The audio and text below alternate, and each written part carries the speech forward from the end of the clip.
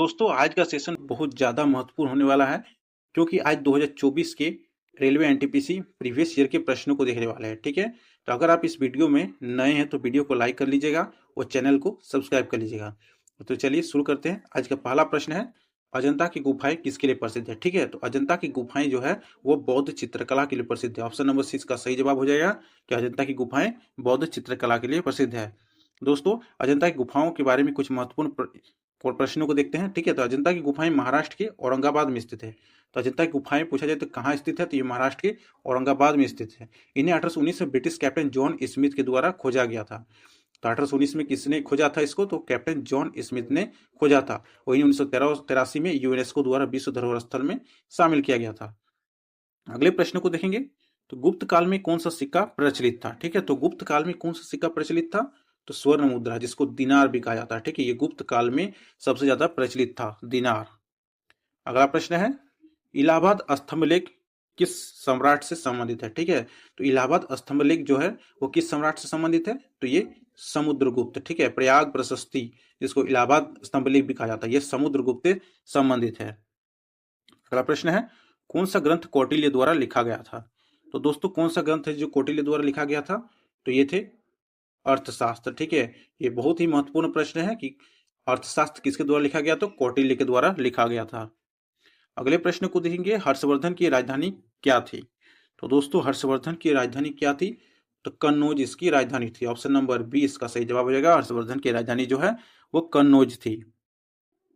इसके महत्वपूर्ण पॉइंट्स को देखेंगे। देखिए, हर्षवर्धन के शासन काल में ही हैंसंग भारत आया था। अगर बात करें कि हैंसंग भारत कब आया था, तो हैंसंग जो है हर्षवर्धन के शासन का भारत आया था। हर्ष का राजकवि कवि कौन था, तो बाणभट्ट था। ठीक है, हर्ष का दरबारी कवि कौन था, तो बाणभट्ट था। बाणभट्ट के द्वारा हर्षचरित एवं कादम्बरी की रचना की गई थी। ठीक है, तो हर्षचरित एवं कादम्बरी की रचना किसने की थी, तो बाणभट्ट ने की थी। अगले प्रश्न को देखेंगे कि नालंदा विश्वविद्यालय की स्थापना किसने की थी। ठीक है, तो नालंदा विश्वविद्यालय की स्थापना किसने की थी, तो ये थे कुमारगुप्त थे। ऑप्शन नंबर इसका करेक्ट हो जाएगा, नालंदा विश्वविद्यालय की स्थापना कुमारगुप्त ने की थी। अगला प्रश्न है, पुष्यभूति वंश का सबसे महान राजा कौन था। तो पुष्यभूति वंश का सबसे महान राजा कौन था, हर्षवर्धन इसका सही जवाब हो जाएगा। ऑप्शन नंबर बी इसका सही जवाब है कि पुष्यभूति वंश का सबसे महान राजा हर्षवर्धन था।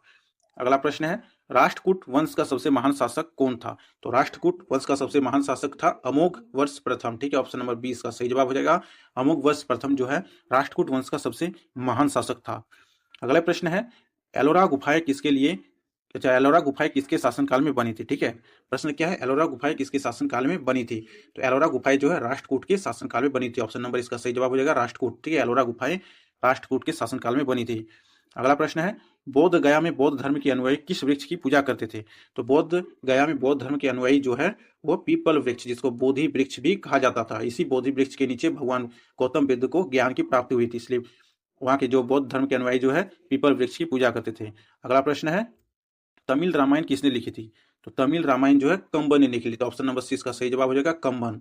तमिल रामायण जो है कंबन के द्वारा लिखा गया था। अगला प्रश्न है, भारत में सबसे पुराना विश्वविद्यालय कौन सा है। ठीक है, तो भारत में सबसे पुराना विश्वविद्यालय कौन सा है, तो भारत में नालंदा विश्वविद्यालय जो है सबसे पुराना विश्वविद्यालय है। ऑप्शन नंबर डी इसका सही जवाब हो जाएगा, नालंदा विश्वविद्यालय।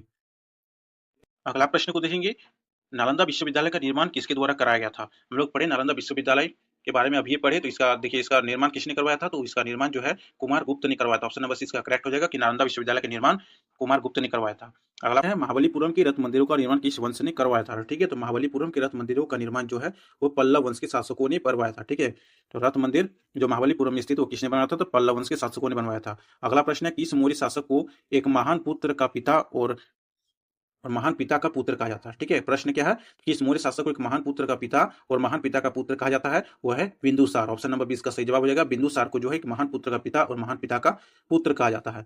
देखिए बिंदुसार के बारे में कुछ महत्वपूर्ण, तो बिंदुसार के पिता जो है वो चंद्रगुप्त मौर्य थे। चंद्रगुप्त मौर्य का पुत्र कौन था, तो बिंदुसार। ठीक है, और बिंदुसार का पुत्र कौन था, तो अशोक। अशोक, ठीक है, बिंदुसार का पुत्र अशोक था। अगला प्रश्न है, गुप्त काल में नवरत्न किसके दरबार में रहते थे। तो गुप्त काल में नवरत्न जो है चंद्रगुप्त द्वितीय के दरबार में रहते थे। ऑप्शन नंबर 20 का सही जवाब हो जाएगा, गुप्त काल में नवरत्न जो है चंद्रगुप्त द्वितीय के दरबार में रहते थे। अगले प्रश्न है, नंद वंश का अंतिम शासक कौन था। नंद वंश का अंतिम शासक जो था वो घनानंद था। ठीक है, ऑप्शन नंबर 20 का सही जवाब हो जाएगा, नंद वंश का अंतिम शासक घनानंद था। अगला प्रश्न है, भारत की कृषि क्षेत्र में किस प्रकार की बेरोजगारी है जहां आवश्यकता से अधिक लोगों को नियोजित किया जाता है। तो भारत की कृषि क्षेत्र में किस प्रकार की बेरोजगारी है, तो ये प्रच्छन्न बेरोजगारी है। ऑप्शन नंबर इसका करेक्ट हो जाएगा। भारत के कृषि क्षेत्र में प्रच्छन्न बेरोजगारी है, जहां आवश्यकता से अधिक लोगों को नियोजित किया जाता है। अगला प्रश्न है, भारतीय अंतरिक्ष अनुसंधान संगठन इसरो, ठीक है, इसरो का स्थापना कब हुई थी? तो इसरो की स्थापना कब हुई थी? तो 1 अगस्त 1969, ठीक है, 1 अगस्त 1969 को जो है भारतीय अंतरिक्ष अनुसंधान संगठन इसरो की स्थापना हुई थी।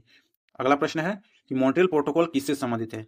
तो मॉन्ट्रियल प्रोटोकॉल जो है वह ओजोन परत का संरक्षण से संबंधित, ठीक है, ऑप्शन नंबर इसका करेक्ट हो जाएगा। मॉन्ट्रियल प्रोटोकॉल ओजोन परत का संरक्षण से संबंधित है। दोस्तों ये थे आज के हमारे टॉप 20 महत्वपूर्ण प्रश्न। तो कितने प्रश्नों का आपने सही जवाब दिया है कमेंट में बताइएगा, और अगर आप इस चैनल में नए हैं तो चैनल को सब्सक्राइब कीजिएगा। तो मिलते हैं अगले वीडियो में।